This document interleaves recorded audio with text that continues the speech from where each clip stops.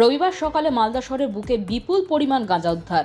ঘটনায় ইংরেজবাজার থানার পুলিশের জালে গাঁজাসহ ধৃত এক পাচারকারী। পুলিশ সূত্রে জানা গেছে, ধৃত পাচারকারীর নাম শুভেন্দু কুমার শাহ, বাড়ি বিহারের ভাগলপুরে। তাকে এদিন ইংরেজবাজার থানার পুলিশ মালদা শহরের রথবাড়ি সংলগ্ন এলাকা থেকে পাকড়াও করে। তার হেফাজত থেকে উদ্ধার হয় 16 কেজি গাঁজা।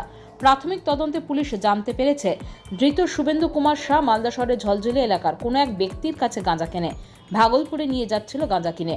বিশেষ সূত্রে খবর পেয়ে ইংরেজবাজার থানার পুলিশ রথবাড়ি মোড় সংলগ্ন এলাকা থেকে তাকে পাকড়াও করে। সেই সঙ্গে পাচার চক্রে আর কে বা কারা জড়িত রয়েছে তা খতিয়ে দেখতে পুলিশ তদন্ত শুরু করে বলে জানা গেছে।